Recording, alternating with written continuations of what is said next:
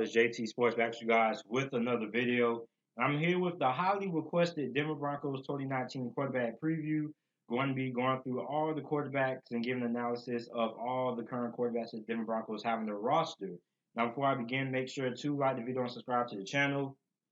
Upload NFL videos, NFL content daily. And also make sure to share the video on your social media pages with your friends, family, and acquaintances so you can help spread the word of the channel. So a lot of people wanted me to preview the Denver Broncos. Also, if you have a team that you want me to preview and a position for that team, make sure to comment it down in the comment section down below, as long as well with the position. So a lot of people wanted me to preview this Denver Broncos quarterback position. And I guess people wanted me to do it because they wanted me to give my analysis on the whole Joe Flacco, Drew Lock situation. And the way I look at it is, Joe Flacco, you got him for cheap, basically. You didn't have to give up a lot for him. And then also, you drafted Drew Lock in the second round. So it's pretty interesting. I'm going to get into that. So first, we're going to get into Joe Flacco. Joe Flacco in 2018 had 2,465 passing yards, 12 touchdowns, 6 interceptions, and completed 61.2% of his passes. And he had a 4-5 record. Ended up suffering an injury, got benched for Lamar Jackson, and basically his run in Baltimore was up. And Joe Flacco, I still think he's a capable quarterback. I think he can get Denver to the playoffs, and maybe he can get them to the Super Bowl. It all depends on Joe Flacco. A lot of pressure because Case Keenum, he wasn't that good for the Denver Broncos. Case Keenum is a guy who has to be surrounded by a lot of talent around him.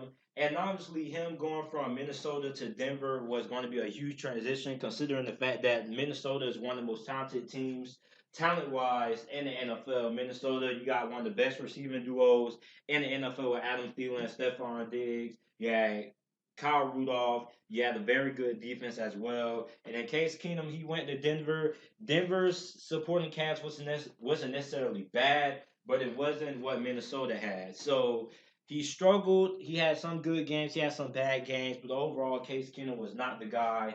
And the thing that really irks me is that John Elway is a Hall of Fame quarterback, but for some reason he cannot seem to find good or solid or capable quarterbacks that can lead the Denver Broncos to the playoffs. And Paxton Lynch was a failed experiment. Case Keenum was a failed experiment. It seems like the only quarterback he was actually able to get right was Peyton Manning.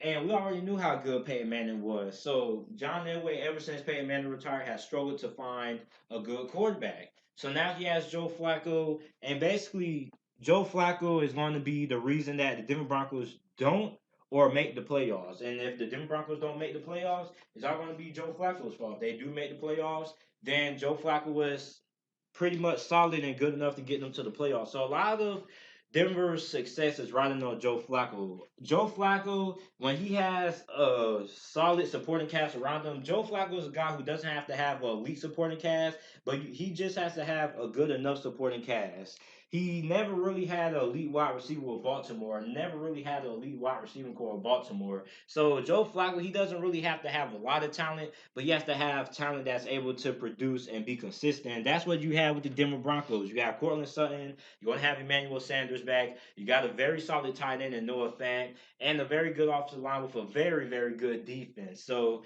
Joe Flacco, Denver season is riding on his shoulders. If they don't make the playoffs, like I said, it's going to be Joe Flacco's fault. If they do make the playoffs, and Joe Flacco had a pretty solid season. So a lot is riding on Joe Flacco and his success. Next up, we have quarterback Drew Lock, who the Denver Broncos drafted in the second round of this year's NFL draft. Now, I think Drew Lock is going to play this season. Drew Lock, he's either going to play. I think Drew Lock could play this season, and here's why. If Denver season goes south early on, if Denver starts out the season 3-6, then I think we could see Drew Lock, because basically you're in petting mode. You don't trust Joe Flacco at that point, and why would you? 3-6 is all going to be Joe Flacco's fault. That's why I said earlier. It's all going to ride on Joe Flacco. So if the Denver Broncos start out slow, they go 3-6. I think it's a 70% chance that we see Drew Lock, because a lot of fans and a lot of people want to be like, okay, we went 3-6 with Joe Flacco so far. Let's see what Drew Lock can do. I mean, nothing worse can happen at this point. We still have a shot at the playoffs, but I mean, it's a slim shot. So you start out 3-6, and fans want to see what they have in Drew Lock. The second scenario is late in the season, and the Denver Broncos clinch a playoff spot, and they put Drew Lock in to see what he can do in one game or so, something like that. So those are the two scenarios that I see Drew Lock getting in. Drew Lock, I'm very glad that he didn't go in the first round. I didn't think he was a first round caliber quarterback. Everybody in these NFL scouts and analysts, they see a guy with a big arm, and they just talk about, oh, he has a big arm, he has good size, he has potential, this and that. And they think quarterbacks, just because they have a good arm, that makes them first round picks. It doesn't. When you draft a quarterback in the first round, he should be pro ready. He shouldn't have to be a guy that has to sit and learn from a couple of years. And I hate how people say that. If you draft a quarterback in the first round, he should be able to play right away. Just like if you draft a quarterback in the top 15, it shouldn't have to be no developmental project or he has to sit and wait a couple of years. He should be a quarterback you draft in the first round. He should be able to be a day one starter. And Drew Lock was not that. Drew Lock was a guy who had to sit from a couple of years. He needs to work on his mechanics, his accuracy, and his decision making is very questionable at times. And he struggled against very good SEC competition.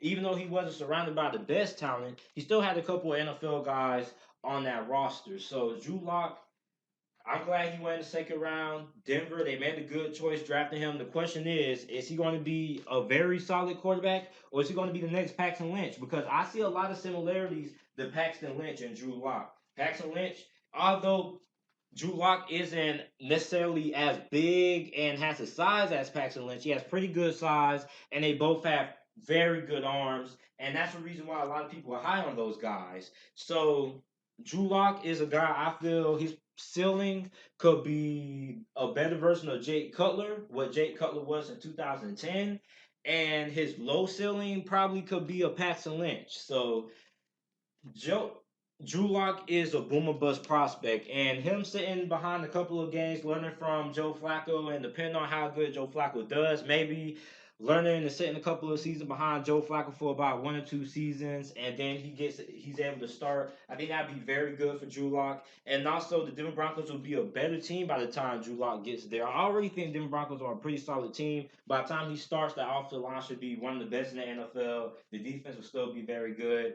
And Cortland Sutton by that point will be a very good wide receiver, top 10 wide receiver in the NFL by that point.